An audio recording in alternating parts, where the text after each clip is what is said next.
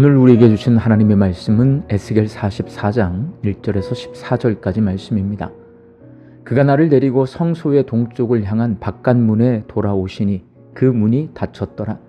여호와께서 내게 이르시되 이 문은 닫고 다시 열지 못할지니 아무도 그리로 들어오지 못할 것은 이스라엘 하나님 나 여호와가 그리로 들어왔음이라. 그러므로 닫아둘지니라.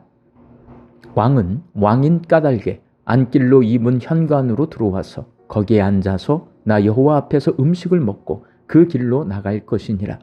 그가 또 나를 데리고 북문을 통하여 성전 앞에 이르시기로 내가 보니 여호와의 영광이 여호와의 성전에 가득한지라. 내가 얼굴을 땅에 대고 엎드리니 여호와께서 내게 이르시되 인자야 너는 전심으로 주목하여 내가 내게 말하는 바 여호와의 성전의 모든 규례와 모든 율례를 귀로 듣고 또 성전의 입구와 성소의 출구를 전심으로 주목하고 너는 반역하는 자 곧 이스라엘 족속에게 이르기를 주 여호와께서 이같이 말씀하시기를 이스라엘 족속아 너희의 모든 가증한 일이 족하니라. 너희가 마음과 몸에 할례 받지 아니한 이방인을 데려오고 내 떡과 기름과 피를 드릴 때에 그들로 내 성소 안에 있게 하여 내 성전을 더럽힘으로 너희의 모든 가증한 일 외에 그들이 내 언약을 위반하게 하는 것이 되었으며 너희가 내 성물의 직분을 지키지 아니하고 내 성소에 사람을 두어 너희 직분을 대신 지키게 하였느니라. 주 여호와께서 이같이 말씀하셨느니라. 이스라엘 족속 중에 있는 이방인 중에 마음과 몸에 할례를 받지 아니한 이방인은 내 성소에 들어오지 못하리라. 이스라엘 족속이 그릇 행하여 나를 떠날 때에 레위 사람도 그릇 행하여 그 우상을 따라 나를 멀리 떠났으니 그 죄악을 담당하리라. 그러나 그들이 내 성소에서 수종들어 성전문을 맡을 것이며 성전에서 수종들어 백성의 번제의 희생물과 다른 희생물을 잡아 백성 앞에 서서 수종들게 되리라. 그들이 전에 백성을 위하여 그 우상 앞에서 수종들어 이스라엘 족속이 죄악에 걸려 넘어지게 하였으므로 내가 내 손을 쳐서 그들이 그 죄악을 담당하였느니라. 주 여호와의 말씀이니라. 그들이 내게 가까이 나와 제사장의 직분을 행하지 못하며 또 내 성물 곧 지성물에 가까이 오지 못하리니 그들이 자기의 수치와 그 행한 바 가증한 일을 담당하리라. 그러나 내가 그들을 세워 성전을 지키게 하고 성전의 모든 수종두는 일과 그 가운데에서 행하는 모든 일을 맡기리라. 아멘. 새로운 성전의 동문을 통해 하나님의 영광이 들어온 후 오늘 본문 말씀에서 에스겔 선지자는 하나님이 그 동문을 닫으시는 환상을 보고 있습니다. 본문 2절 말씀입니다. 여호와께서 내게 이르시되 이 문은 닫고 다시 열지 못할지니 아무도 그리로 들어오지 못할 것은 이스라엘 하나님 나 여호와가 그리로 들어왔음이라. 그러므로 닫아둘지니라. 하나님께서 동문을 닫으신 이유는 두 가지입니다. 먼저 동문을 통해 새 성전에 돌아오신 하나님께서 이제 그곳을 떠나지 않겠다는 것입니다. 그래서 문을 닫게 하신 것입니다. 두 번째 이유는 새 성전에 우상이 들어오지 못하게 하겠다는 것입니다. 이전 성전인 솔로몬 성전의 동문은 하나님께 제사를 드리기 위해 성전을 찾는 이스라엘 백성의 주 출입문이었습니다. 그래서 그곳으로 우상 숭배를 하는 사람들이 드나들더니 결국 우상이 들어왔습니다. 하나님은 새 성전에 우상 숭배가 들어오지 못하고 오직 하나님만 섬기는 성전이 되도록 동문을 닫게 하셨습니다. 새 성전을 설계하신 분이 하나님이십니다. 설계한 대로 성전을 짓고 그 성전에 들어가신 후 문을 닫으시고 이제 성전 안에서 이스라엘 백성과 함께 사실 건데 오늘 본문 말씀에서 하나님은 에스겔 선지자에게 환상을 통해 하나님의 관심이 어디에 있는지를 말씀해 주십니다. 하나님의 관심은 어디에 있을까요? 하나님의 관심은 교제와 섬김에 있습니다. 하나님은 이스라엘 백성과 교제하는 데 관심이 있습니다. 하나님은 동문을 닫고 아무도 그리로 들어오지 못하게 하신 후 즉 왕만 동문 현관에서 음식을 먹게 하십니다. 본문 3절 말씀입니다. 왕은 왕인 까닭에 안길로 이 문 현관으로 들어와서 거기에 앉아 나 여호와 앞에서 음식을 먹고 그 길로 나갈 것이니라. 하나님의 관심사는 밥 먹는 일입니다. 하나님 앞에서 음식을 먹는 것은 하나님과 함께 교제하는 것입니다. 성경에서 함께 음식을 먹는 것은 단순히 배를 채우는 행위가 아닙니다. 친밀한 관계를 의미합니다. 출애굽한 이스라엘 백성이 십계명 돌판과 율법을 받은 후 모세와 아론과 이스라엘의 장로들이 시내산에 올라가 하나님과 언약을 맺고 밥을 먹습니다.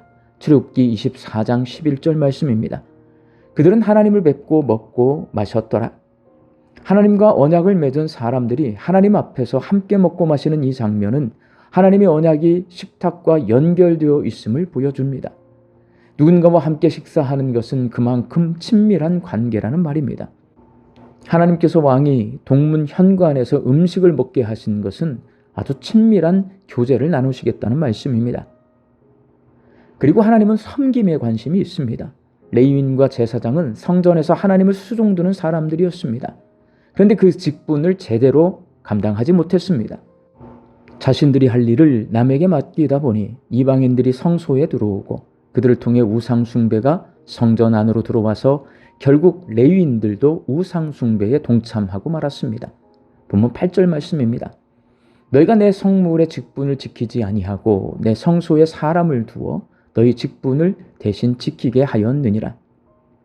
자신들이 지켜야 할 성소의 직무를 다른 사람들에게 맡겼고 이스라엘 백성이 우상을 숭배하며 하나님을 떠날 때 일부 레위인들까지 그들을 따라 하나님께서 멀어졌습니다. 본문 10절 말씀입니다. 이스라엘 족속이 그릇 행하여 나를 떠날 때에 레위 사람도 그릇 행하여 그 우상을 따라 나를 멀리 떠났으니 그 죄악을 담당하리라. 하나님은 과거에 우상을 따라 하나님에게서 멀어졌던 레위인들에게 다시 섬길 기회를 주시고 성전문을 지키고 희생제물을 준비하며 낮은 자리에서 수종들게 하십니다. 본문 14절 말씀입니다. 그러나 내가 그들을 세워 성전을 지키게 하고 성전의 모든 수종드는 일과 그 가운데서 행하는 모든 일을 맡기리라. 하나님은 레위인과 제사장들이 낮아져서 문지기처럼 성전을 지키고 종이 되어 성전의 모든 허드렛 일을 하게 하십니다. 하나님의 관심은 섬김에 있습니다. 사랑하는 광주 양림교회 성도 여러분, 지금 내 관심은 어디에 있습니까? 하나님의 관심은 교제와 섬김에 있습니다. 하나님은 나와 함께 식사할 정도로 친밀한 관계가 되기를 원하십니다. 그러니 하나님의 식탁에 둘러앉기를 바랍니다. 그러고 보면 일용할 양식을 주신 하나님 앞에 감사드리는 식전 기도가 참 중요하다는 생각이 듭니다. 짧은 기도지만 하나님이 내게 밥상을 차려주시고 나랑 대화하기를 원하심을 기억하며 식사 기도를 드리면 매일 드리는 기도이기에 하나님과 친밀해질 것 같습니다. 하나님은 내가 낮아져서 섬기기를 원하십니다. 성도에게서 겸손, 섬김, 희생을 빼고 나면 남는 게 없습니다. 겸손히 낮아져서 자기를 희생하며 섬겨야 성도입니다. 밭에 감추인 보화처럼 섬김에는 기쁨이 있습니다. 성도는 섬김의 기쁨을 누리는 사람입니다. 우리 광주 양림교회 성도들이 식전 기도를 통해 하나님과 친밀한 교제를 나누고 섬김의 기쁨을 누리는 거룩한 성도들이 되시기를 주의 이름으로 축원합니다. 함께 기도하겠습니다. 오늘 주신 말씀을 통해 하나님의 관심이 교제와 섬김에 있음을 깨닫습니다. 하나님과 교제하는 일에 하나님의 말씀에 순종해서 낮아져 섬기는 일에 저희들이 관심을 갖게 하여 주옵소서. 하나님과 친밀한 교제를 나누고 섬김의 기쁨을 누리는 주의 거룩한 백성으로 살게 하여 주옵소서. 말씀 듣고 세상을 향해 나아갑니다. 우리 양님의 성도들이 오늘 이 하루도 하나님 주시는 일용할 양식을 거두며 자족과 감사함으로 하나님 앞에서 살게 하여 주옵소서. 흩어져 살고 있는 내 가족과 자녀들이 하나님과 친밀한 교제를 나누고 섬김의 기쁨을 누리는 주의 백성 되게 하여 주옵소서. 육신이 연약하여 선악계를 간구하는 한두를 불쌍히 여겨주시어서 예수님의 능력으로 치유하여 주시고 오랜 시간 침상에 누워 계시는 장기 환우들과 어르신들이 천국 소망 붙들고 오늘 이 하루를 살게 하여 주옵시며 애쓰고 힘써서 돌보는 가족들 위해 새 힘을 더하여 주옵소서. 예수님의 이름으로 기도하옵나이다. 아멘.